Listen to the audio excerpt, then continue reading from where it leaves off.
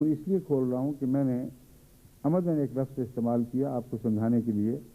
اگر میں یہ باتیں نہ بتاتا تو آپ کو سمجھ نہ آتی کہ میں کیوں کہہ رہا ہوں کہ پناہ گاہ کو معین کرو. تم جانتے ہو کہ بعض گناہوں سے بچنے کی کیا راہ ہے جو تم اختیار کر سکتے تھے اگر تم سوچتے غور کرتے. تمہیں طاقت نہیں ہے. وہ راہ تو ہے، ہر انسان جانتا ہے اگر یہ ہو جائے تو پھر میں بچ سکتا ہوں. تو اس کو معین کرو اور پھر خدا سے یہ دعا مانگو کہ اے اللہ میں تیری پناہ میں آتا ہوں اس گناہ سے، اس کمزوری سے، اس لغزش سے، اس بد عادت سے، اس بد خلقی سے، اور میں جانتا ہوں کہ میرے بس میں نہیں کہ میں یہ حل کر سکوں، مگر میں جانتا ہوں کہ حل ہے کیا. اور ہر انسان پر روشن ہوتا ہے وہ حل.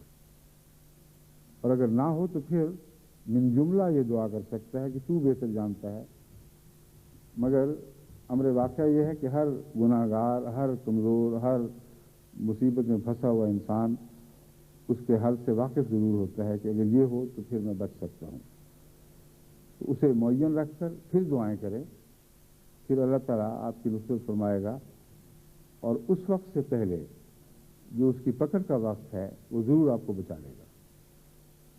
یہ وعدہ جو ہے پکڑ کا وقت، اس میں ایک ایسا لفظ ہے جو بڑا ہی ڈرانے والا لفظ ہے یا ڈرانے والا محاورہ ہے، کیونکہ ہمیں پتہ نہیں پکڑ کا وقت کب آ جاتا ہے. اس میں دو پیغام ہیں. ایک تو یہ کہ زیادہ دیر لٹکاؤ نہ بات کو، کیونکہ تمہارے اختیار میں نہیں ہے یہ فیصلہ کہ کب پکڑ کا وقت شروع ہوتا ہے. میں اس سے پہلے بچ جاؤں. بعض دفعہ لوگ دریاؤں میں بہتے ہیں جو بعد میں آبشاروں میں تبدیل ہو جایا کرتے ہیں. ان کو پتہ ہی نہیں ہوتا کہ آگے آبشار آنے والی ہے.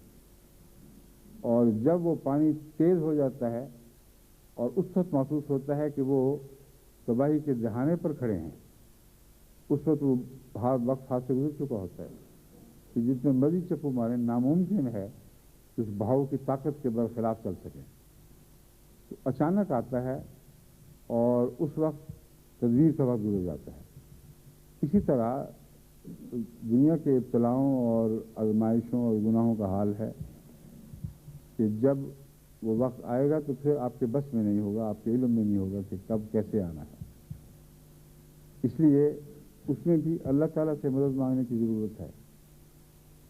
اور اگر آپ کسی معین بچنے کی جگہ کا تصور باندھنے کے بعد پھر دعائیں کریں گے تو یہ سب سے بڑی ضمانت